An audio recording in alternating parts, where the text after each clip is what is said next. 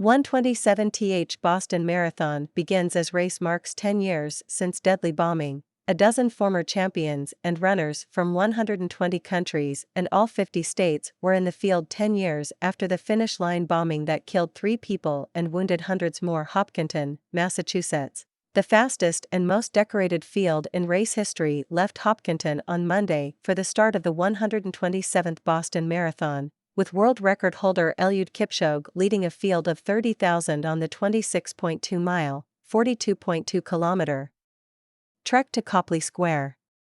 Forecasts of a headwind and a thick fog blanketing the hilly course, leaving the roads wet, dampened Kipchoge's chances of besting his world mark of 2 hours, 1 minute, 9 seconds in his Boston debut. Still, a win in the world's oldest and most prestigious long-distance race would give the 38-year-old Kenyan victories in an unprecedented 5 of the 6 major marathons. Advertisement Ethiopian Amane Bariso led a women's field that was also among the strongest in the division's half-century of history. For the first time, the race also includes a non-binary division, with 27 athletes registered. A dozen former champions and runners from 120 countries and all 50 states were in the field 10 years after the finish line bombing that killed 3 people and wounded hundreds more.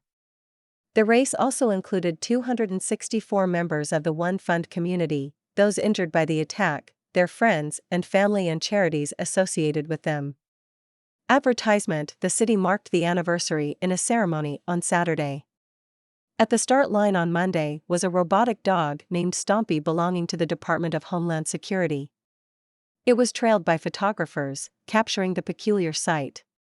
At 6 a.m. in Hopkinton, race director Dave McGillivray sent out a group of about 20 from the Massachusetts National Guard, which walks the course annually, announcing the start of the marathon.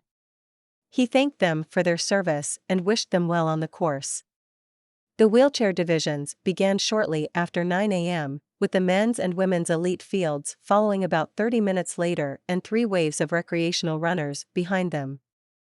Although Kipchoge's arrival in Boston gave the historic race more than the usual intrigue, the undulating course does not lend itself to fast times like the flatter ones in Berlin, London, Chicago, and Tokyo, where he established himself as the greatest marathoner in history.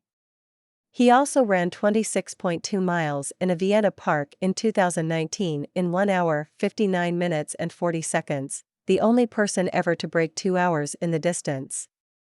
But McGillivray, who himself runs the course each year after his workday is done, noted that Boston is more about strategy than fast times. How you run it is as important, if not more important, than how fast you run it, he said. Of course you need a fast time in order to win, but at the same time, you don't necessarily want to take it out and try to run the whole race all by yourself. Some might. Who knows? We'll see today. Some of the Guard members marching the course said they would be thinking about those who were killed, and their families. Staff Sergeant Brenda Santana, 30, of Saugus, Massachusetts, said she will likely cry at the finish. Advertisement: I think it's going to be emotional, remembering the tragedy, the lives that were lost, she said. I will keep them in my mind as I'm crossing the finish line. Captain Kunwar Singh, 33, of Malden, Massachusetts, said it's a special day. 10 years ago, the city came to a halt.